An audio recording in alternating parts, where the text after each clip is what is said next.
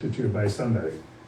You know, one of my apprentices read a screenplay the other day and said she absolutely loved it, but you must take out the word raping on page 96, because when raping is used in a non-sexual way, to say the raping of Inca civilization, for example, you are going to terribly hurt somebody in the audience who has experienced it on a personal level.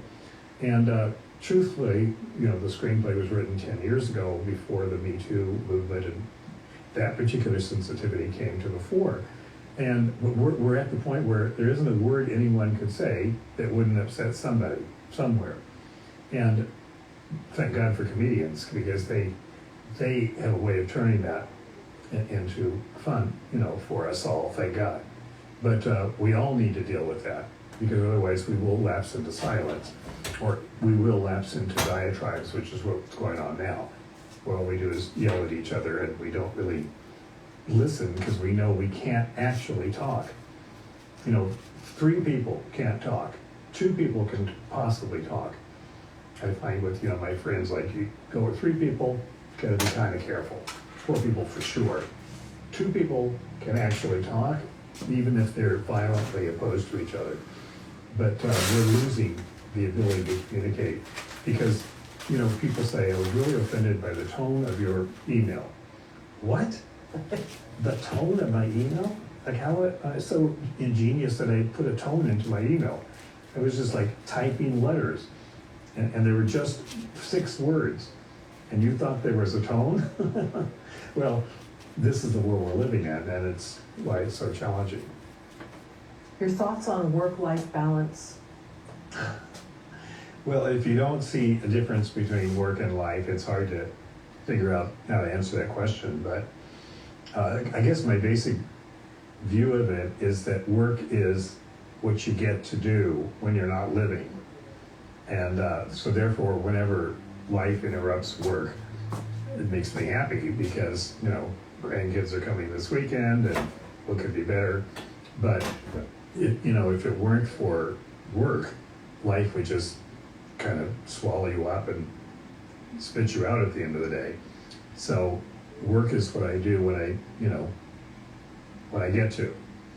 And the balance is simply to let life do what it has to do. Like the other day, one of my friends' father died, and although I didn't know him, I just decided I had to go to the funeral, even though it was the day where I had, you know, a couple of pitches at the studios and so on. But I just drove out to the funeral, because that's okay, and I didn't think about work all day, and I didn't complain as I usually do that I didn't get any work done that day, because once in a while you do have to pay your regards to life and recognize that it's there. But when I think about how many people say they want to work and do work and don't do it, and I go, what are you doing? They go, well, life just keeps happening.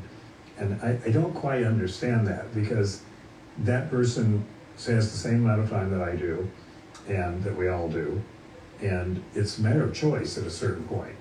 I mean, we travel, we love to eat out, we love to do home things, we love to cook, we love to do all the things that a lot of people like to do, but we both, you know, my wife and I both work very hard because we love what we do. And so I don't know, it's a very interesting question, but I'd love you to be more specific about what you mean by it. Sure. I'm thinking of an interview I heard with Alice Munro, and she said she felt like she had missed out on a lot of life, because even though she became a writer later on in her life, I guess, she just had spent so much time writing, and so she was going to finally get to a point where she was going to stop. And she stopped for a year, and she went right back to writing.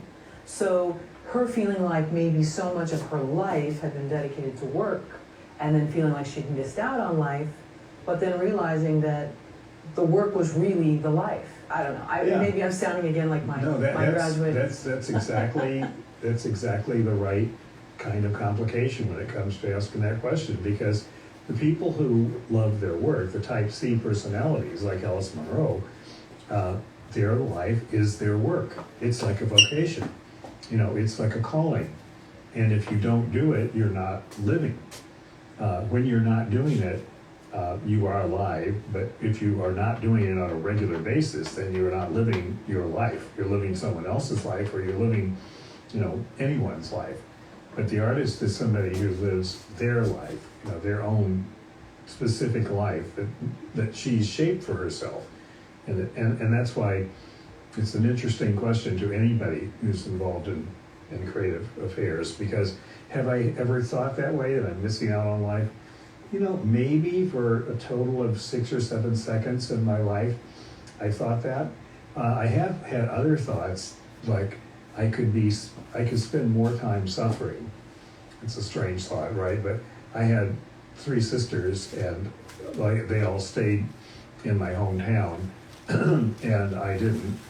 And so they did a lot of suffering with the family, and plenty of occasions for it, with 40 relatives around, and something was always going on. And I felt like I could really be part of that. But then I remember very distinctly that's the reason that I wanted to leave, because I didn't want to be just doing that, which I saw around me as I was growing up. I thought, nothing outside the box is happening here.